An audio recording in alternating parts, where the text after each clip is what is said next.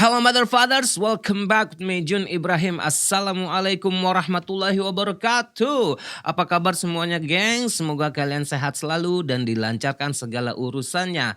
Oke, hari ini gua akan coba bikin sesuatu yang berbeda daripada sebelumnya. Karena sebelumnya kita coba reaction, karena sebelumnya kita biasanya reaction, tapi hari ini gua ingin mencoba bercerita tentang informasi, sejarah atau konspirasi yang ada di dalam dunia musik. So, welcome to Story Behind.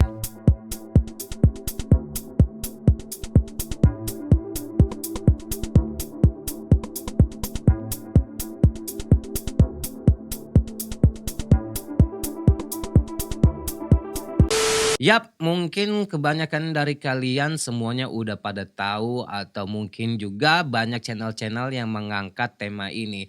Tetapi menurut gua tetap saja kisah-kisah mereka ini tetap menarik untuk kita bahas. Karena apa? Kita akan ngebahas beberapa musisi dunia yang mati dalam kondisi bunuh diri. Ya, karena bunuh diri ini merupakan kebiasaan hal-hal yang menurut gua itu adalah sering dikaitkan dengan depresiasi. Depresiasi dong. Maksudnya depresi karena kebanyakan dikaitkan juga dengan tekanan dari karir, terus masalah kesehatan mental dan juga penyalahgunaan zat-zat terlarang seperti narkotika dan sebagainya. Tetapi kejadian ini tuh sebenarnya menjadi contoh untuk pentingnya dukungan untuk kesehatan mental dan juga pencegahan bunuh diri agar tidak terjadi dan meluas di masyarakat. Karena meskipun mereka para legend dan idol-idol kalian, tidak semuanya bisa kita dan harus kita copy. Jadi inilah beberapa tokoh musisi legendaris yang mati bunuh diri. Pertama ada Bradley Nowell. Mungkin tidak banyak yang tahu tentang nama ini, tapi kalau misalnya kalian dengar lagu yang judulnya Santeria, yes, ini adalah vokalis dari band Sublime.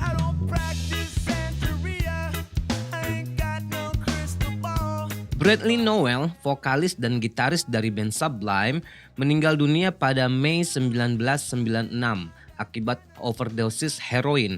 Meskipun secara resmi tidak dinyatakan sebagai bunuh diri, ada beberapa spekulasi yang mengarah ke arah tersebut karena adanya masalah pribadi dan kecanduan. Oke, kita bahas sedikit tentang Bradley Nowell.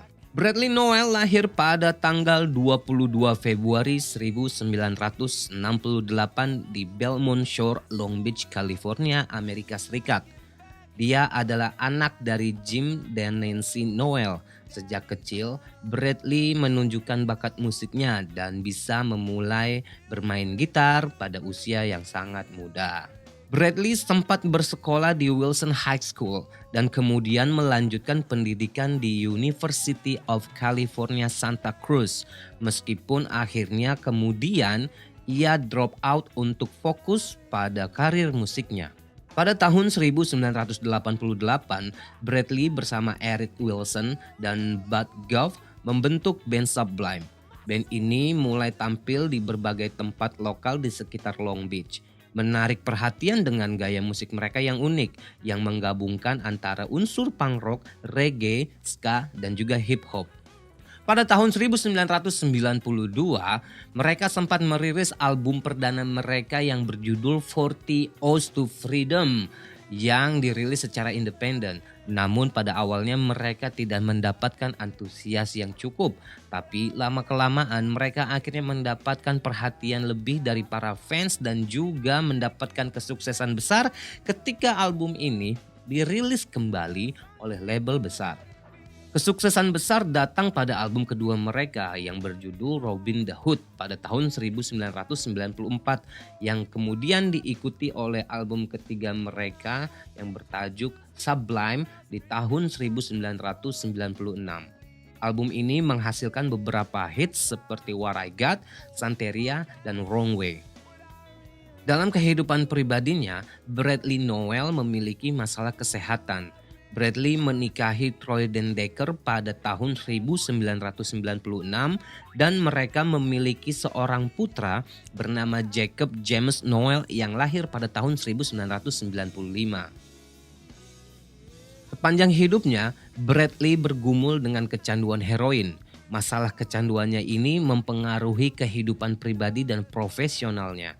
Meskipun dia mencoba untuk sembuh beberapa kali, namun kecanduan ini akhirnya mengalahkannya. Pada tanggal 25 Mei 1996, hanya beberapa bulan sebelum perilisan album Sublime, Bradley Nowell ditemukan meninggal dunia di kamar hotel akibat overdosis heroin di San Francisco.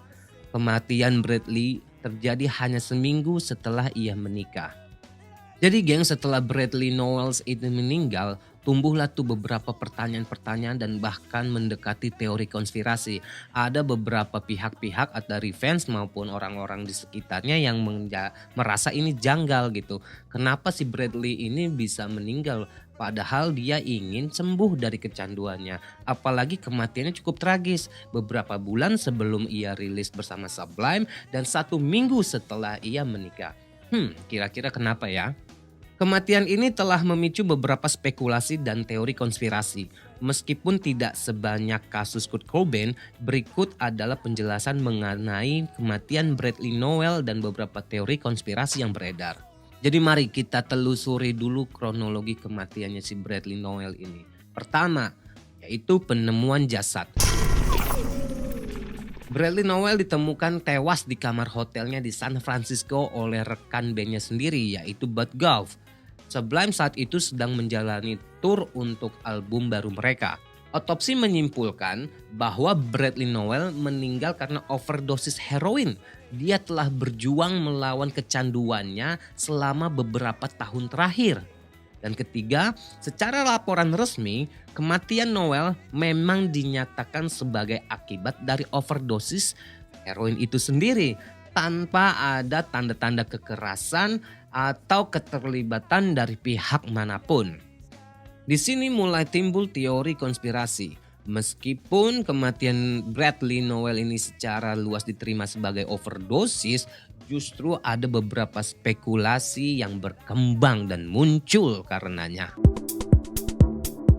Pertama, keterlibatan pihak ketiga, gengs. Ada unsur-unsur pembunuhan di dalamnya. Beberapa teori mencurigai bahwa mungkin ada orang lain yang terlibat dalam kematian Bradley. Mungkin dengan menyediakan heroin atau tidak memberikan bantuan yang cukup ketika Bradley dalam kondisi kritis. Namun tidak ada bukti yang mendukung klaim ini dan sebagian besar bukti menunjukkan bahwa Bradley sendiri yang menggunakan heroin. Kedua, masalah dengan rekaman dan manajemen. Ada spekulasi bahwa ia memiliki masalah dengan pihak manajemen atau rekan bisnis mungkin yang berkontribusi menimbulkan rasa stres yang dialami Bradley sendiri yang pada gilirannya memperburuk kecanduannya.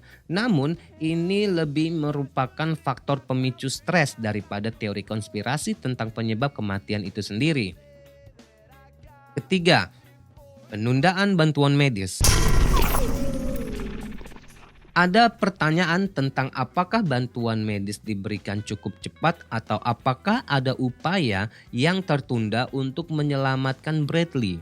Namun, laporan resmi dan investigasi tidak menemukan bukti kelalaian apapun yang signifikan dari pihak orang-orang di sekitar Bradley saat itu. Tidak seperti kasus-kasus kematian musisi lainnya yang lebih kontroversial, kematian Bradley Nowell umumnya diterima sebagai hasil tragis dari perjuangan panjang melawan kecanduan narkoba. Meski demikian, kematian mendadaknya pada puncak karir Sublime masih memicu diskusi tentang bagaimana industri musik dan orang-orang di sekitarnya dapat membantu mengurangi resiko tragedi serupa di masa depan. Sementara teori konspirasi mengenai kematian Bradley Nowell, mereka tidak mendapatkan dukungan bukti yang kuat seperti beberapa kasus musisi lainnya. Kematian Nowell terutama dilihat sebagai akibat dari masalah kecanduan narkoba yang tragis dan umum terjadi di industri musik. Namun warisan musiknya bersama Sublime tetap hidup dan terus mempengaruhi banyak orang, meskipun kepergiannya yang terlalu dini meninggalkan luka yang mendalam di dunia musik. Setelah kepergian Bradley Nowell, personel yang tersisa yaitu Eric Wilson dan Bud Golf memutuskan untuk membuat sebuah proyek yang dinamakan Sublime with Rome di tahun 2009 bersama seorang vokalis gitaris yang bernama Rom Ramirez. Awalnya mereka ini membawakan lagu-lagu Sublime dan bahkan dengan nama Sublime juga. Tetapi di dalam perjalanannya mereka mendapat tentangan atau klaim atau keluhan dari bukan dari beberapa pihak yang datang itu dari keluarga dan kerabatnya Bradley Nowell. Mereka menganggap bahwa kalau nama-nama Sublime ini adalah legasi dari Bradley Nowell. Jadi akhirnya mereka memutuskan untuk mengganti nama mereka menjadi Sublime with Rome. Dan project ini sempat menghasilkan 4 album gengs dari tahun 2009 itu sampai tahun ini. Yaitu pertama Yours Truly yang dirilis tahun 2011 dan kemudian disusul dengan Sirens di tahun 2015 dan album ketiga mereka yang bertajuk Blessing di tahun 2019 sampai akhirnya di tahun 2024 ini mereka merilis album final mereka yang berjudul Sublime with Rome. Kenapa dibilang album final? Karena mereka sepakat bahwa Sublime with Rome harus ditutup episodenya. Ini adalah episode terakhir di mana tidak ada lagi setelah ini Sublime with Rome. Karena Rom Ramireznya juga memutuskan untuk solo karir dan Eric dan Bud itu mempunyai sebuah proyek baru. Proyek baru yang sebenarnya proyek lama juga. Apa? Mereka menghidupkan kembali Sublime. Di mana Bradley Nowell ini digantikan oleh anaknya sendiri. Oleh darah dagingnya sendiri yang bernama Jacob Nowell yang kini sudah dewasa. Luar biasa geng. Sublime kembali kepada bloodnya, kepada rootsnya, kepada pemiliknya, kepada legasinya. Nah, bahkan mereka dengan nama Sublime yang baru ini bersama Jacob Nowell ini sudah sudah melakukan beberapa pertunjukan dan yang paling heboh kemarin adalah ketika mereka eh, konser di Coachella 2024. Itu banyak banget para fans yang terkagum-kagum ya kan, yang terenyuh dan tersentuh karena kenapa mereka menganggap Sublime hidup kembali, Bradley Nowell hidup kembali melalui anaknya yaitu Jacob Nowell. Yang luar biasanya adalah Jacob Nowell ini yaitu sang anak dari Bradley Nowell berposisi, berpenampilan, bergaya sama persis seperti mendiang ayahnya ketika saat ia konser bersama Sublime dulu. Di mana Jacob ini tidak memakai baju atau bertelanjang atasan, bertelanjang badan gitu ya kan. Seperti bapaknya juga dulu kalau konser seperti itu. Dan dia juga memakai gitar yang sama persis yang dipakai oleh sang bapak, sang almarhum.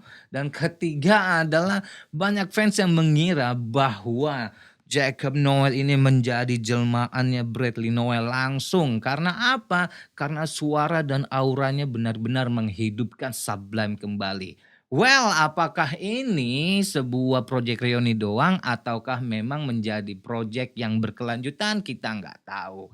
Yang pasti cerita tentang Bradley Nowell dan Sublime ini sangat menarik menurut gua dan juga menjadi sebuah pelajaran. Apa pelajarannya? Pelajarannya adalah tentang jangan pernah sekali-sekali untuk mendekati narkoba karena kalian ketika sudah mendekati maka sulit untuk keluar. Dan kemudian jika kalian punya masalah mental health atau mental illness atau apapun sebutannya itu, please komunikasikan dengan teman, kerabat, sahabat, saudara, keluarga dan apapun atau siapapun yang kalian percaya dan jika perlu datang ke dokter atau para ahli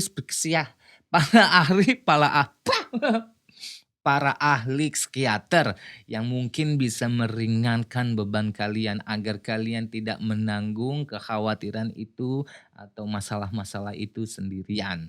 So, inilah yang bisa gue sampaikan cerita tentang Bradley Nowell dan Sublime. Jadi kembali lagi, apakah Bradley Nowell ini bunuh diri atau memang pure overdosis? Well, hanya Tuhan dan Bradley yang tahu. Cukup sekian gengs dari gua. Well, see you next time, motherfucker.